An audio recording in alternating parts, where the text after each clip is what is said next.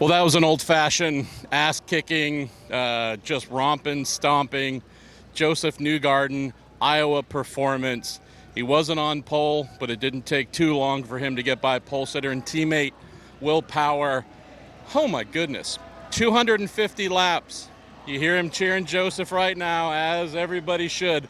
Really good crowd showed up today. It wasn't the packed house we were hoping for, but you'd have to be kind of insane to come out in 100-degree weather. But this was a classic Josef Newgarden day at Iowa.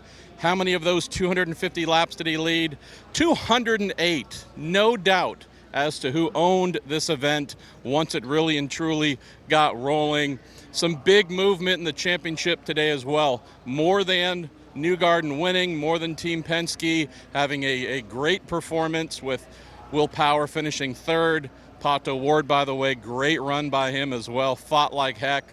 Ended up finishing second for Air McLaren SP. But beyond Josef doing Josef things and winning for his fourth time, I believe, now at Iowa, big day in the points.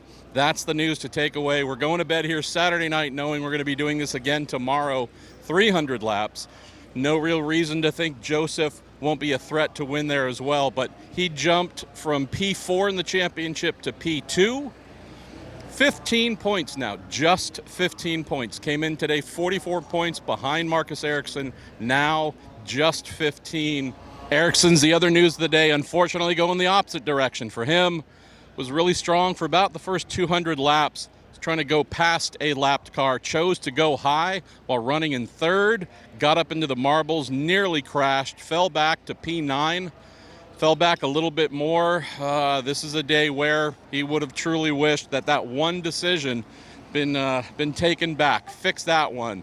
As a result, he is now in serious threat from coming into Iowa as the points leader to leaving in P2. So that's another main thing to keep in mind here.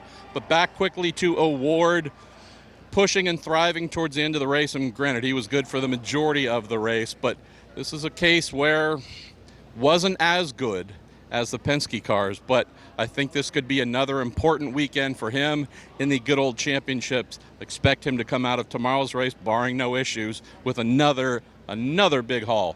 What else did we have? We had a couple crashes. We'll get to some of the others who really thrive. We should definitely mention Felix Rosenqvist. Unfortunately, his streak, the hot streak he's been on of late, came to an end. Solo spin, just spun on his own. Car was getting a little taily, a little too happy there. Freeness, as he said, that was the problem. Froness and freeness problems here at Iowa. He's perfectly fine. Car is easily repairable, but he did crash out, unfortunately. That was our first caution of the day. After that, someone who oddly, strangely, was almost invisible the entire time, that being Ed Carpenter. Ed running at the back, I think prior to problems, was roughly P23, P24. Same kind of deal, spun on his own, crashed car, easily repairable. He'll be back tomorrow, but completely absolutely off the pace. Also had Connor Daly, who qualified well, was running well for a while, not too long though. Went straight backwards, had to pit when they really wanted him to stay out longer, try and save the race. His race went completely sideways, unfortunately. But let's close on two things. We had some drivers, either rookies or inexperienced here at Iowa, I'd say really stood out today. Romain Grosjean, that was not a happy guy on Friday. A grumpy Grosjean for sure. P7, did smart things, didn't do anything crazy. Iowa tends to reward that. I mentioned that to Callum Ilott this morning. Do nothing spectacular. If your car is not perfect, not something you can take to the front, honestly, dial back mentally. Do not try and be hyper aggressive. You will be rewarded. Grosjean did just that. P7, another big impressive driver, rookie, tops among the rookies. Good old Christian Lundgaard. Spoke with him on Friday as well, and he wasn't so sure about this place coming off the test they did. Oval's not exactly his thing. I wouldn't say that. P10, strong run for him. The Ray Hall Letterman Lanigan team. And let's close on Ilott, who I mentioned.